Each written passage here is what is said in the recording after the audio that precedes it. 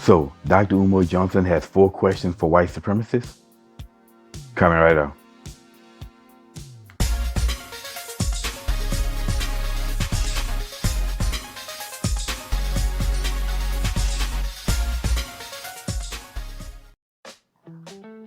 What's up, y'all? Welcome back to Common Sense Logic Reason. And as always, I want to say thank y'all for joining me today. So, I talked about Dr. Umar Johnson before. I used to look at him as a black person who sincerely wanted what's best for black people. He was just going about it the wrong way with the race of it. Now, the dude's an idiot. I mean, let's be real. The more he opens up his mouth, the more idiotic he becomes. And he's always making these social media videos with him having his face in the camera talking about my people, that foolishness. Bruh, the dude is an idiot with a doctorate. You know what I'm saying? There used to be a point in time in this country where a doctorate meant something. Nowadays, any fool can go to school for 8 years and then call himself a doctor. And that's just simply the position that he's in. Now, he posted another social media video, and this was him asking 3 questions for white supremacists. Now, 4 questions for white supremacists.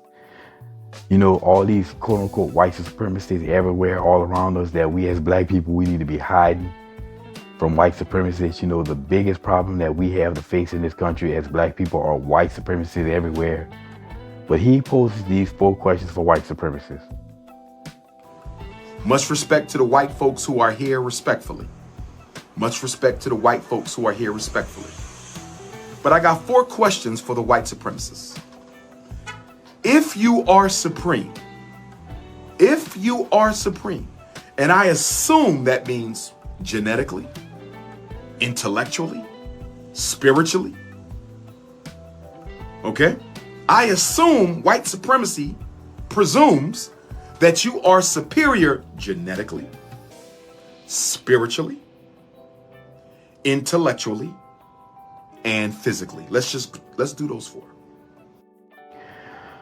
So he posed the question to them in basis of supposedly these white supremacists believing that they're superior to black people. So he brought 4 areas in which he questioned if white supremacists really truly are superior, and that being genetics, spirituality, intellectually, and physically. Now he starts with genetically, so let's go into see what this fool has to say about that. Let's deal with genetics. If you are superior to black people, why are you not able to reproduce yourself with any of the other human races? The only way a white man or woman can reproduce yourself is with another white man or woman. You have no genetic power when you mix with another race. If you mix with a black person, that child is an African. If you mix with a Chinese, that child is a Chinese. If you mix with an Arab, that child becomes an Arab. If you mix with a Latino, that child becomes a Latino. If the white man is indeed superior, why are you not able to reproduce yourself with the woman of another color? So he claims that white DNA is weaker on the basis of procreation. Now, is he right?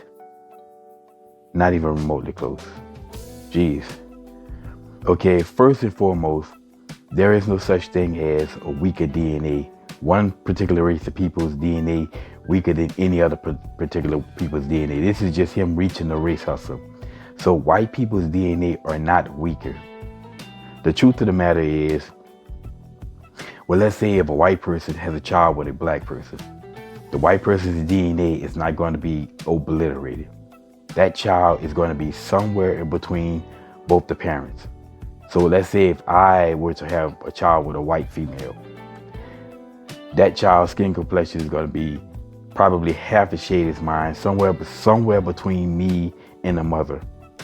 Now, if white DNA was weaker, then wouldn't the child's DNA wouldn't their skin color be exactly close to mine? As a matter of fact, there will be no such thing as light-skinned black people. All black people will be looking like black African statues or whatever. Because the DNA of a black person would just completely obliterate the white person's DNA. The truth of the matter is, the reason why he says this on the basis of procreation is because what's considered black is just so broad, and what's considered white is just so narrow. You know, from the blackest of black people in Africa to the lightest of light skin, they're considered black. However, if you just have a little drop of black blood in you, white folks will say that you're not black. So what's considered white is so narrow. And this is why they say that white people, he makes this claim that white people can only produce another white person with a white person. The fact is that white people have children with black people, that their DNA is very much present in that child, right? For instance, let's look at Pat Mahomes, right? Clearly, his mother's DNA is somewhere in him. Or you look at the actress Tandaway Newton, and you look at pictures of her and her mother. You tell me that the father's DNA was just completely obliterated? Now, and then look at Meghan Markle. If you didn't know better, if you didn't know that her mother was black, you was sweeping down that Meghan Markle was just a white female. Please tell me that her father's DNA was just completely obliterated by his mother. That's ridiculous. Again, the reason why he says this, and when people say white person, black child, is because what's considered black is just so broad in scope. Same thing with Oriental people. The reason why people say that if a white person has child with an Oriental person, it's Oriental, is because when you look at Oriental people, their characteristics are so distinctive from anybody. So if you see this in someone, you're going to say Oriental. But the truth of the matter is, a white child, a white person has a baby with an Oriental person, both parents' DNA will be represented in that child. And there are some white people out here who are biracial, mixed between white and Oriental, and you swept it down and they were white. Again, both parents' DNA will be in that child. It's just that what's considered white is so narrow. So what the argument that he's making here is just idiotic. So yes, white people do reproduce themselves with people of other races. Like I said, if that were the case, there would be no such thing as a high yellow black person or any light-skinned black person. All black people would be just as black Zulu as you see the blackest of black Zulus in Africa. So that right there is absolute BS. So let's move on to the next question. Let's go to the physical. If you are physically superior as a group, if whites are physically superior to Africans, why is it every sport we enter, we dominate you and everybody else in it? Tiger Woods was one man and dominated the whole sport of golf. Serena Williams was one woman and dominated the whole sport of tennis. We just won gold for ice skating. We just won gold for swimming. Any physical contest black people enter, give us 5 years, we will be on top of the sport. Let us continue. So now he goes into the physical. And I will agree with him on this to a certain extent, to a certain point, especially when it comes down to American football and basketball. Yes, black people do dominate in the sports, but they don't dominate in all sports. You look at world football. Now, I won't insult the foreigners by calling it soccer. They call it football. Hey, it's football. I just say it's world football and American football. But if you look at world football, now, I watched some of the World Cup. And if you look at nations that are typical, look like America, where it's majority white nations, but there are black people in these countries, black folks do not dominate when it comes down to football. I'm watching the World Cup. I watched the English team. I mean, obviously England doesn't have the same population of blacks percentage-wise as America, but they have enough to make a difference. And if what he's saying is true, then the majority of the players for England would be white.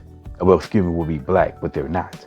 And you can say here in America, since American football and basketball are probably the most popular sports and draws the most talent, you can say you won't find as many black people playing world football. But when you come down to the rest of the world, in which world football is the most popular sport in the world, that's no excuse there.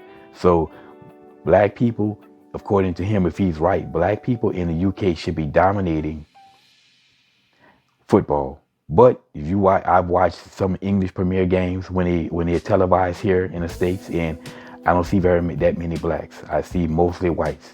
Matter of fact, the percentage of blacks I see in football is probably smaller than what they represent in the country there. So you can't tell me that black people dominate in football.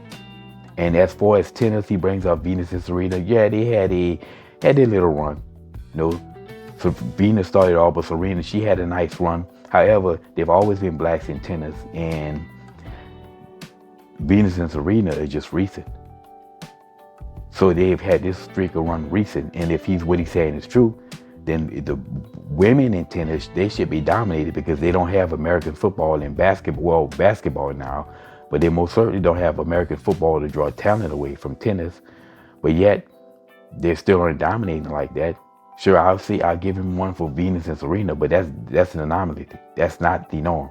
And then he goes into golf. Again, he brings up Tiger Woods. Tiger Woods had an impressive run. However, even when Tiger Woods was the top of the game and he was the biggest name in golf, there were still white people out there still competing with him. And even to this day, there's still no other black person that's just ruling golf. So again, Tiger Woods will be considered it was basically an anomaly when it comes down to golf. That will be the exception to the rule. So again, he has no argument here. Only on the basis of American football and basketball can he say this, but not. You can't say that in all the rest of the other sports, though. So black people only dominate in really American football and basketball. You can't say track and field because blacks may dominate the sprinting sports, but not the long distance sports. Maybe blacks from Africa, and when it comes down to the field part, again, blacks don't dominate in field either. You got no argument there. So black people do dominate in certain sports, but not all. So that argument is a fail. Okay, let's do the spiritual. And I'm only talking to the white supremacists, no disrespect. The openly white supremacists, no disrespect to the other white folks. If you are spiritually superior to black people, why has God never sent a single prophet or deity in your image? I'm asking an honest question. White Jesus is your invention, and it's a relatively modern invention.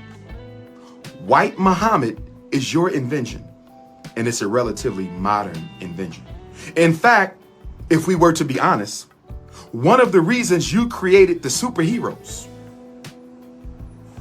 one of the reasons white folks are so infatuated with superheroes and comic book characters, you have no superheroes in the Bible. You have no superheroes in the Quran. You have no superheroes in the Torah. So guess what you did?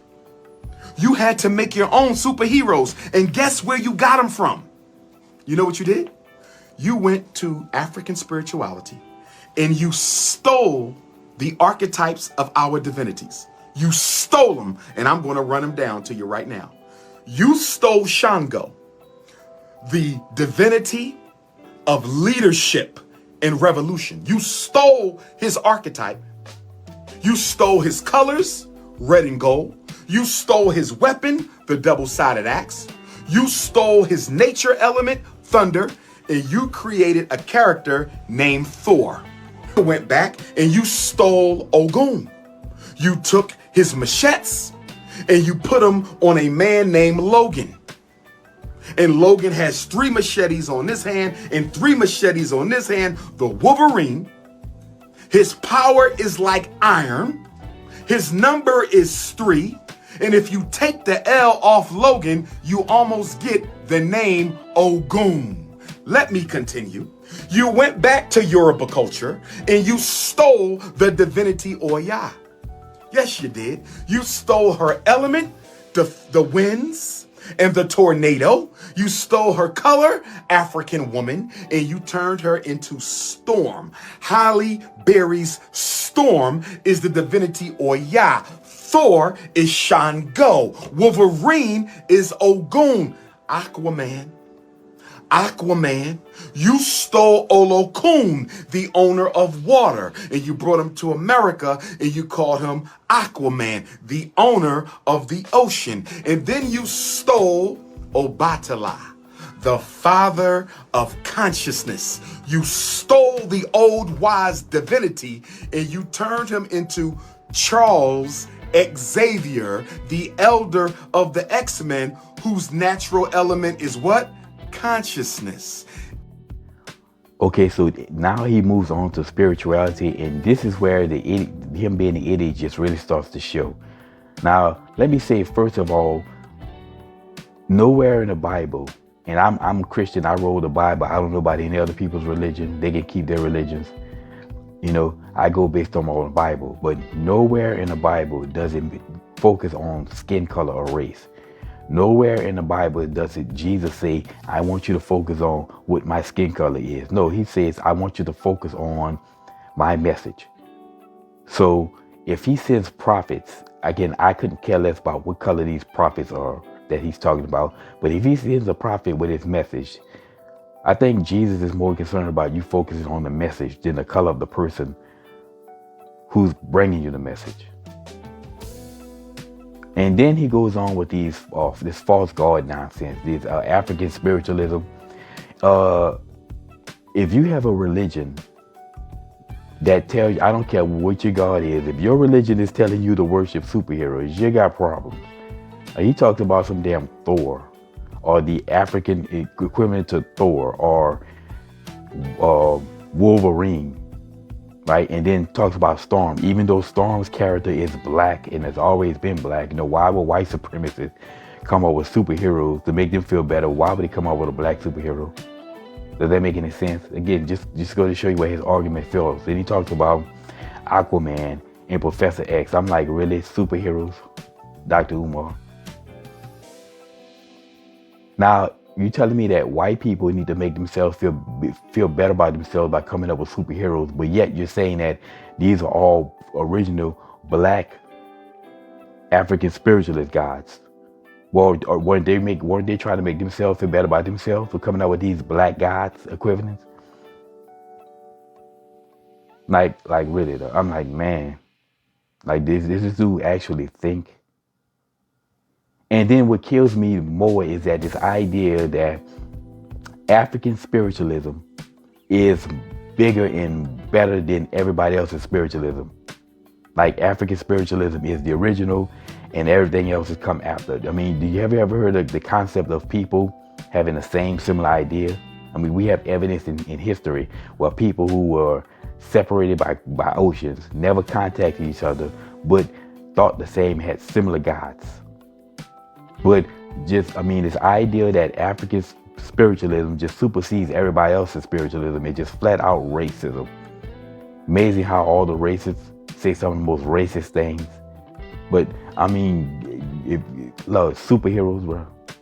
That right. Again, this is where his idiotic nonsense starts to show. This is the dumbest argument I've ever heard. The color of, especially the color of a prophet, especially when Jesus Jesus in a way. I don't know about all these other guys may be racist, but Jesus never focused on race. He was always by this message. And your skin shade is not going to get you salvation. Okay? Testimony of Christ, accepting his testimony, accepting his blood is what's going to cause salvation. But you're going to just keep haggling on race. Again, this is perfect example of blacks just injecting race into everything. Now let's talk about the intellectual. If you are in fact superior to black folks, why is it on tests of intelligence from birth to age 5, black children outperform the children of every other race on the planet? Okay, now he goes into intellectual. This is a perfect example of black stupidity and blacks just making up nonsense, again, just to cry racism, just to be, to say that white people are superior while making themselves superior. But now I don't know anything about no quote unquote intelligence test that they give the children from birth to 5, which he claimed. I'm not aware of that, so I can't speak on that. But academically speaking, I guess after 5, from 6 on up, black people are lagging behind. We're scraping the bottom barrel in academic performance. So at some point in time, all these intelligent black kids, for some reason, falls off. Now, to me, if he really truly cared about black people and not just race hustling, finding something to cry racing about, to me, he would be more concerned of why black folks are falling off, and let's deal with that as opposed to worrying about what black kids do from birth to 5. That goes to show you right now, I don't think he really cares about black people.